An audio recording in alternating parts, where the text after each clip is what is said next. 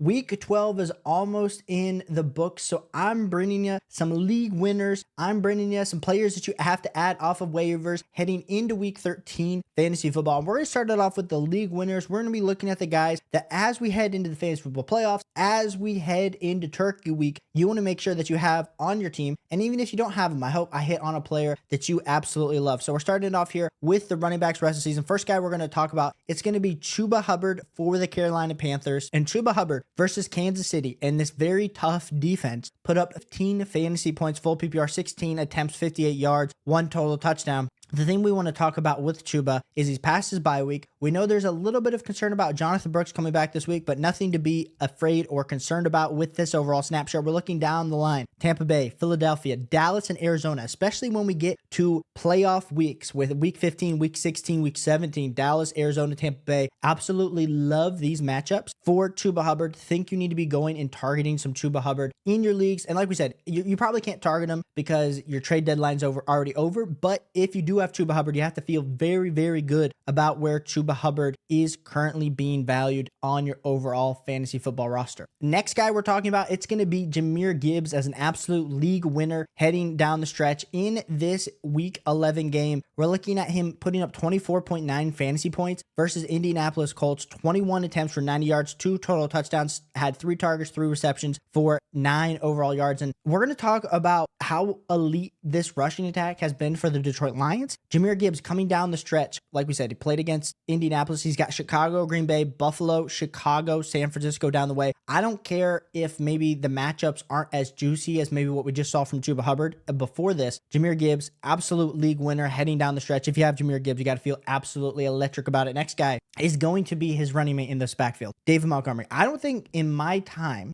playing fantasy football, I can remember 2 bell cows like this absolutely complementing each other and on a week-by-week basis putting up the fantasy points that they do. I mean, David Montgomery last 2 weeks, 24.5 and then 16 fantasy points this last week. And even though he didn't have the same amount of attempts, we saw Jahmyr Gibbs have way more attempts. He still got a touchdown, still getting work. David Montgomery, like we said, did go down with a little bit of an injury. He said he's going to be playing on Thursday. So as we head into Turkey week, definitely be going and adding and making sure that if you do have David Montgomery, that you will be playing him, because we got Chicago this week. We got Green Bay, Buffalo, Chicago down the stretch. I don't care who these guys are playing. You need to be looking at both David Montgomery and both Jahmyr Gibbs as absolute league winners down the stretch. Next guy is going to be Bucky Irving for the Tampa Bay Buccaneers. And we heard Todd Bowles earlier this week say, whoever got the hot hand, that's who we're going to roll with. It ended up being Bucky Irving as he put up 27.1 fantasy points, 12 attempts, 87 yards, and had 6 targets for 6 receptions. Not that Rachaad White had a bad day at all either, but Bucky Irving, goodness gracious, as we come down the stretch these next 2 weeks, Carolina, Vegas, Chargers defense,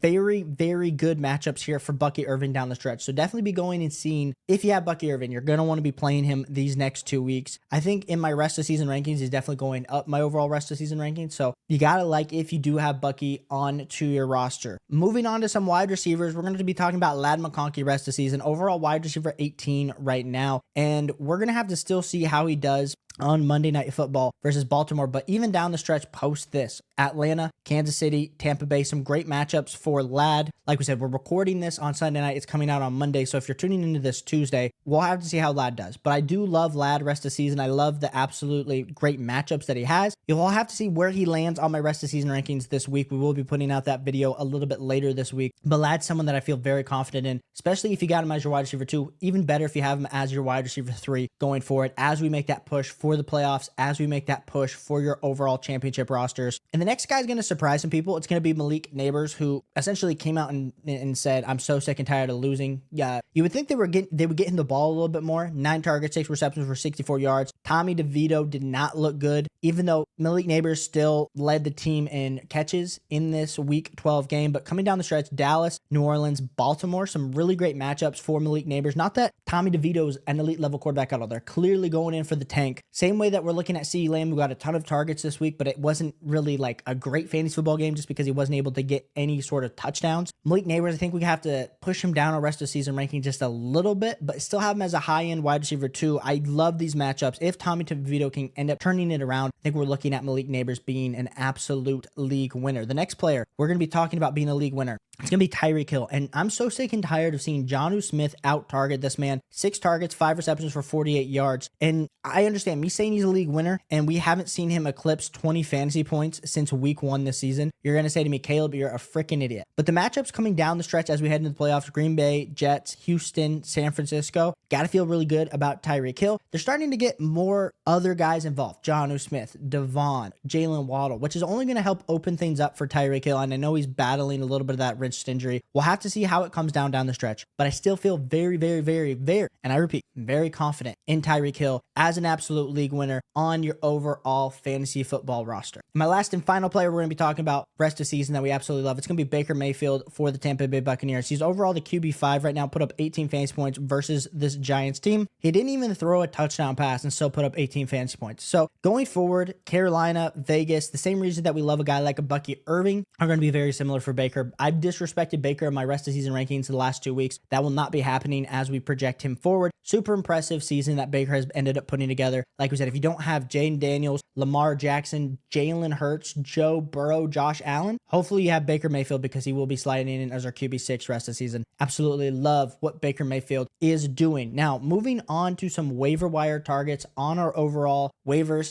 There's a lot of guys we could potentially be talking about, but I did want to say this is one of the weaker waiver wires that have been out there in a while. So if you guys haven't been tuning into these stash videos, make sure you're tuning into these stash videos that we are putting out. First player we're going to be talking about, it's going to be over here, Trey Benson. Trey Benson comes in, he's overall 35% rostered. We look, only had 1.8 fantasy points, 4 attempts for 18 yards, 4.5 yards per carry. I think the big thing for me with Trey Benson is just overall the last 2 weeks, I know they were blowouts versus Chicago and the Jets, but was seeing that overall snap share. And as much as I love a guy like a Jonathan Brooks, Trey Benson has been gaining a little bit more work. He's fully healthy. They drafted him in the early part of the 3rd round. I think as we head into the second part of the season, depending on which way it ends up going for the Arizona Cardinals, Trey Benson can 100% be getting a lot more run week in and week out. So definitely got to be making sure that you have Trey Benson added and stashed onto your waiver wire. I think it's great to go make sure that you have him added. The next guy we're going to be talking off the waiver wire, it is going to be our guy, Jaylen Warren for the Pittsburgh Steelers. And he's 62%